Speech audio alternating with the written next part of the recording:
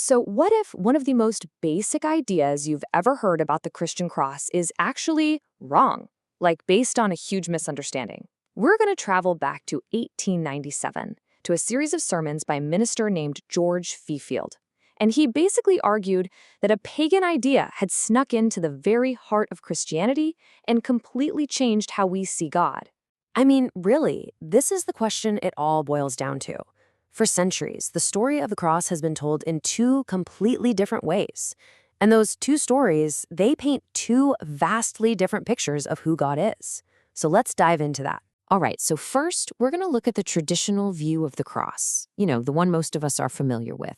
And then we'll see how George Fifield's radical idea from over a century ago just turns that whole thing completely on its head. Now, Fifield looked at this famous verse and said the key to the whole thing is right there in the first few words. We did esteem him. In other words, this is what we thought was happening. It's our perception. We saw Jesus on the cross and we assumed we were watching God punish his own son. And according to Fifield, that is exactly where we went wrong. You've probably heard this version. The idea is that humanity sinned, which made God angry, and his divine justice demanded a payment, a blood payment. So in this view, Christ's death was the price that was paid to satisfy God's wrath, which then allowed him to finally forgive us. This is the exact idea that Fifield decided to challenge. And this chart just lays it all out so clearly. This is the core of his whole argument. On one side, you have what he called the pagan idea. An angry God demands a payment from us to calm him down. But on the other side, the Christian idea is that a loving God makes the sacrifice himself as a free gift to us. The direction of the whole transaction is completely flipped. And here it is, his most stunning claim. And get this, he pulled this line directly from the official doctrine of his own church. The idea that Jesus had to die to make God the Father willing to forgive us? He said that's not Christianity.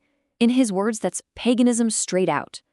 He believed this one imported idea had turned a beautiful story of God's love into a scary story about God's anger. Okay, so if the cross isn't about paying off an angry God, then what is it about? Well, to answer that, Fifield says we have to start by rethinking the words we use, beginning with this big one, atonement. He argued that we've totally missed the point because the meaning is literally hidden inside the word itself. Atonement isn't about paying for something, it's about at-one-ment. It's the process of God bringing us back to him, breaking down that wall of separation that sin created, and making us one with him again. And this is so crucial. Pay attention to the direction here. Fifield was adamant that the Bible always shows God as the one who starts the reconciliation. He's the one reaching out to us, to a world that's pushed him away. It is we who need to be reconciled to God, not the other way around. God's not the one with the problem. All right, so this leads to another huge mind-bending shift. If the cross isn't a payment, what on earth do we do with all that intense imagery about the blood of Christ? This is the obvious question, right? That verse seems to pretty clearly connect blood with forgiveness. But Field's answer was that we fundamentally misunderstood what blood is a symbol for in the Bible. So he goes right back to the Old Testament, to Leviticus, where the Bible literally defines its own terms. And what does it say? The life of the flesh is in the blood. Boom, there it is.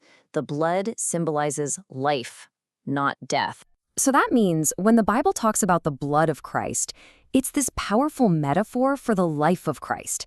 It isn't some magical substance we use to make God happy. It's the very life force, the vitality of God, being offered freely to all of humanity. And Fifield used this brilliant analogy. He said, think of it like a blood transfusion. A sick person gets a transfusion of healthy blood. What does it do? First, it purges the poison from their system, and then it builds them back up with new, healthy life. He said it's the same way with God. He gives us his own life to first cleanse us from sin and then fill us with a brand new spiritual life. To really make this practical, Fifield told this beautiful old story about a knight named Sir Launfal. He spends his whole life on these grand quests trying to find Christ. He fails and comes home as an old, broken man.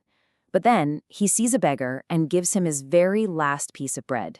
And in that simple act of loving sacrifice, the beggar is revealed to be Christ.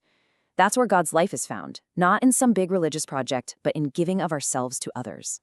So this brings us to the final piece, and maybe the most important one. What does this all mean for us, right now?